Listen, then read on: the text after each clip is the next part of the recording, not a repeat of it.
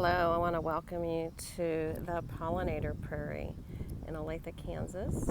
The address is 320 South Blake Street, and this is a restored Superfund toxic waste site. So you can see we're in a little tiny neighborhood here. We have the railroad tracks that border the east side. We have a space for parking and events.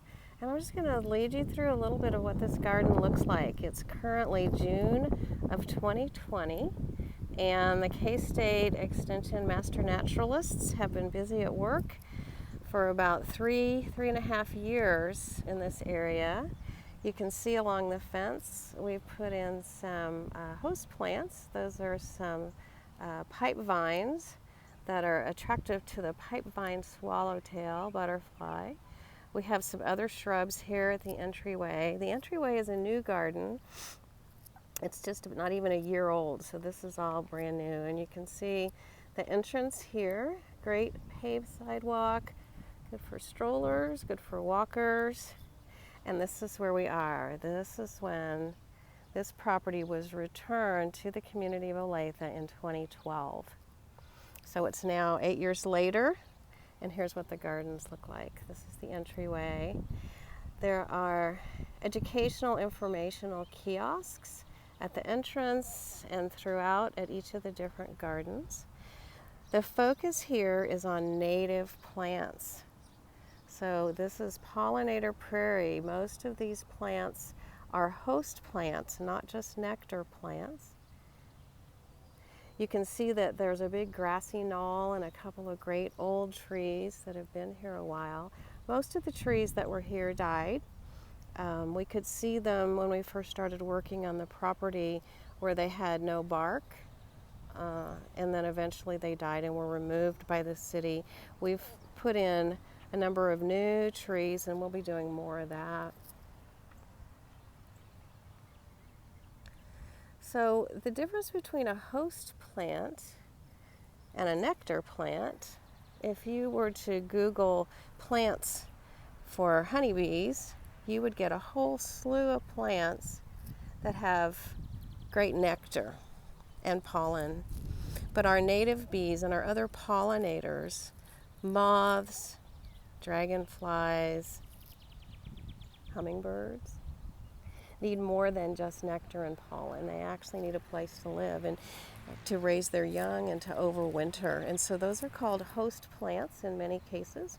A lot of the bees are ground nesters. I don't know if you can see right there, we have a couple bluebird houses that we do monitor, along with other programs, other bluebird monitoring areas in the Johnson County area. You can see there's a lot of clover growing in this grass. If we'd been here, 2 months ago, you would have seen a lot of the little violets. These are both great plants for pollinators. The clovers provide a lot of nectar. The violets are host plant and provide really early nectar. So we have 4 different gardens here. The first is a bird garden, and these are demonstration gardens. You can go to the K-State Extension Master Naturalist webpage, and we'll put the link to that in the video. And you can see each of these kiosks. You can see all the information about it and the history of this site. Our intention here is for homeowners in suburbia or urbia to be able to visualize what a native garden might look like in their yard. So we have pathways that we keep nice and neat. This is a glorious echinacea coneflower, a favorite of a lot of the butterflies. This is the bird garden. And so the plants that we put in here are plants that would be of benefit and interest, especially to our one bird pollinator, the hummingbird. So we have a native honeysuckle, we have some penstemon or foxglove, and if we can take a look closely at the bloom on this, hummingbirds really like to get in and sip the nectar of long-throated plants. So the pollen is in the nectar way down at the base there. So that's what a lot of these plants are. A lot of these will be blooming later. There's some bee balm. Each one of these gardens has a different set of plants based on the pollinators that we want to showcase. So this is the bird garden. We have a crew of extension master naturalists. There's about 20 active people, I think, that come out and work on the Pollinator Prairie. We have lots of other projects that we work on also, but some of them choose to work at the Pollinator Prairie. And we maintain this garden, so there's work days throughout the year. We keep the paths clean, we pull out any weeds. We try to keep some of the plants that are so totally overtaking some of the areas. Because what happens with some of the native plants is their natural lifestyle is to be somewhere out in nature that may be extremely dry or rocky or full of clay soil, right? Really bad. Or maybe even sit in water for every time there's a rain, the water might stay there for a few days. So when you put a garden area in using better soil, what happens is the plants go crazy and they can really take off. So this is the bee garden that you can see. Oh my gosh, it just looks so beautiful. More of the penstemon, the white ones here blooming, some coreopsis in the entryway. And this is a spiderwort. What's interesting about this gorgeous blue flower is today it's overcast, and so those blooms are going to stay open. But as soon as the sun hits them, all those blooms will die today. But you can see that each of the flower heads, each of the stems has a whole slew of new blooms that are going to come out. They're a great plant. So this is the bee garden, and one of the things that we really try and emphasize is not just feeding the insects, the pollinators, but providing for their homes, for their ability to be able to lay their eggs, reproduce how they need to. We have in this garden, we've built a sample of different kinds of native bee houses. So different than honeybees, which are provided, their beehives, their homes, their overwinter homes, their place to lay their eggs and so on by the beekeeper. Native bees need to find their own place. So they will lay their eggs. They're typically solitary bees, and they will find a hole of the right size, sometimes in a stem. So we may leave the stem, for example, of this bee balm up and over winter, and they can dig a hole, drill a hole right into the stalk there and lay their eggs in there. So humans can also provide, in fact there's I don't know if you can see a little bee going in and out of one of the straws up in the top there. And they like different sized insects, like different sized holes. So that's part of what we're doing here, is giving people the opportunity to understand the difference between how we might garden in our suburban gardens for the human eye, and to think about gardening instead for pollinators, for critters, for wildlife. So I want to point out how close some of these houses are. There were actually, at the time that the chemical plant was on the site, there were houses on this side of the street. This is Keeler Street, which is the western border of the property. And those houses were removed. About 40 of the houses in this little neighborhood and down a few streets had some air quality problems, and they had air quality equipment put in, similar to the radon equipment that might be installed if you have radon in your basement.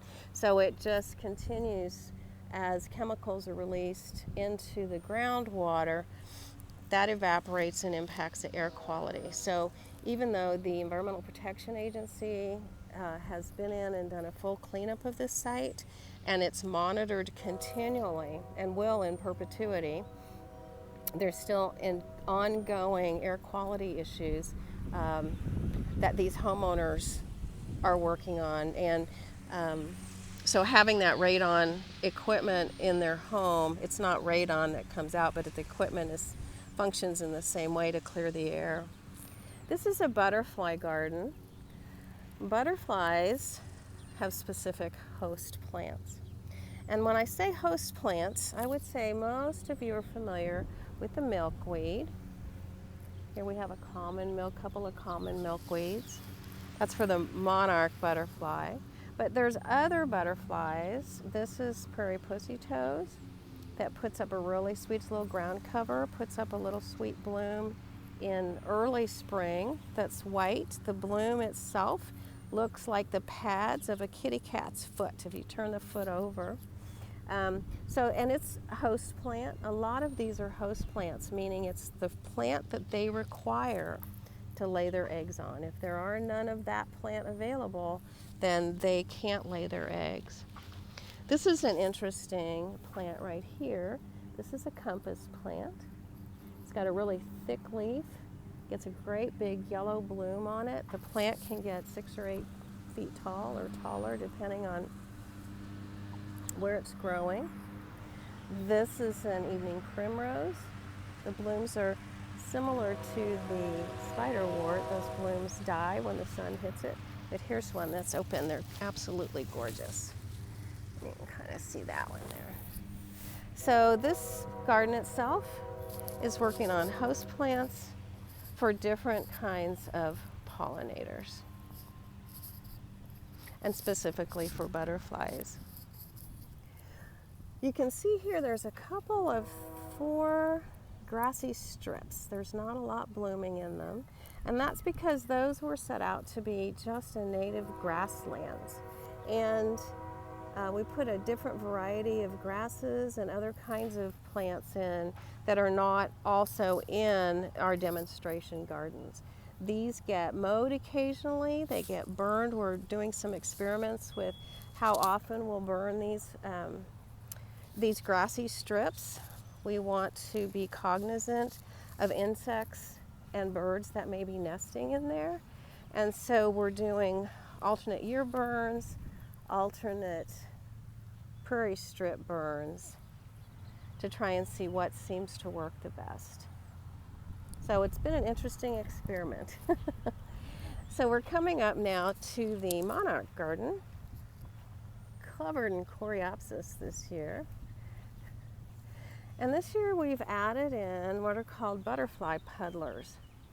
So butterflies, bees, they have a really hard time getting water out of a bird bath. Bird baths are just a little too tall for them, a little too deep. And so we've created just a couple of shallow pans full of sand. The sand gives them a little extra minerals as it soaks in the water, and with some rocks that they can alight on. Within this garden, this is a specifically monarch garden, we have a number of different varieties of milkweeds.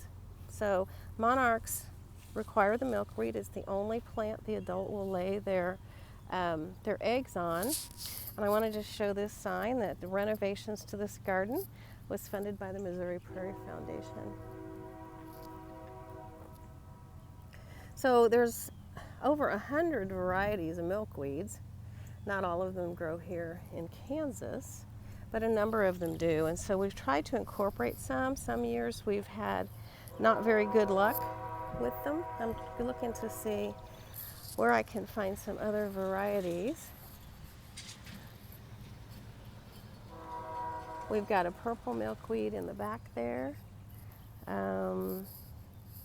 Somewhere there's a world milkweed, but I'm not seeing any right now.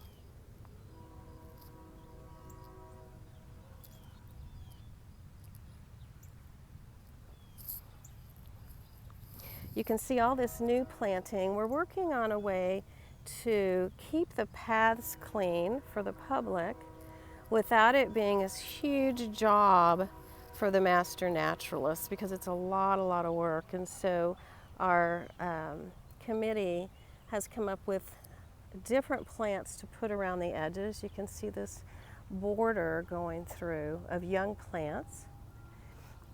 And we're hoping that that'll give us the opportunity to kind of rein in these taller plants. So, for example, this liatris or gay feather is probably going to be 4 or 5 feet tall when it's finished, and actually comes into full bloom. So when you have a blazing star like that that's that tall, it's just going to flop right over. So if we can have some other plants in front that give it a little support, then maybe we won't have such a floppy flop over in the paths. We've got some yarrow. Here's a little critter on the yarrow. Some shorter bee balm here. So the garden's still in progress. We're part of a Monarch Way station. So Dr. Chip Taylor, who is professor of entomology at the University of Kansas and a founder of Monarch Watch, was involved in designing these gardens and helping to determine what plants should go in here. Since the gardens were first created, we've got this great walkway, full public access with benches. There's a gazebo was added about 2 years ago. It's been great for some different events, educational events that we have here on the property. We usually do an event during Pollinator Week, which is open to the public. We'll have 300 or 400 or 500 kids from our local summer camps come and take a tour of the prairie gardens. And then we have an Ostalawago Monarchs event where we tag monarchs, we release them, we have tents set up all down this path all the way to the entrance. So the entire property here is about 4.5 acres. Down where you see that white truck and the flashing lights, that's about the end of it. And the city of Olathe owns a portion that's mostly to the south. The restoration area is on this hill. So we're up on a hill, and it's actually designated as something underneath the soil called a soil cap. So when the chemical commodities company was here, letting all of those toxins leach into the earth, the only way to clean this up was to dig out about 8 feet of soil on about an acre. So it's this area here where there's a little bit higher. And they brought in fresh soil. They put in what's called a soil cap, and it's a number of things, including some filtering systems and so on. And then they added fresh dirt on top. So there's about 3 feet of fresh dirt. But you notice that we don't have any trees planted in our gardens, not in any of the gardens. Well, I take that back. There's one in the bird garden, and it's a little dwarf tree. But we keep any tree seedlings, saplings that show up, we dig them out. Because of the soil cap, we have to be very careful not to allow any plants on top of the soil cap that would have deep or thicker roots than the native wildflowers do, because that could damage the cap. The gardens are open every day, open to the public. There's no cost. It's a beautiful little spot to come for a stroll, to come and find a bumblebee. Oh, he just flew away. He'll be back. Moving his little head right inside these blossoms.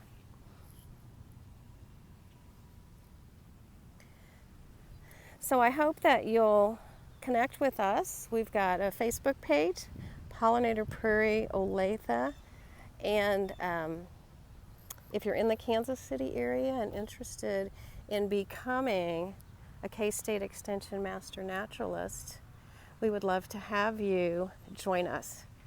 It's a really fantastic program to understand the relationship between clean air, clean water, pollinators, birds, soil quality, plants, and human interaction. There are a lot of programs online now There's in Kansas City, there's an organization called Deep Roots, deeprootskc.org, that provides community, education, information for anyone who's interested in any level of native restoration. And I highly recommend that you look at their website. They have a list of local nurseries, native plant nurseries, native plant landscapers, when the native plant sales are coming up. This is some yarrow that's had a really good year apparently. Some more of the penstemon. Here we have a pollinator, just like we've been talking about on our rose verbena. So that's it. We invite you to think about how you could put gardens like this in your home and how much you enjoy seeing the seasons change every single day, and how much you could enjoy seeing the seasons change as you walk through your garden every single day.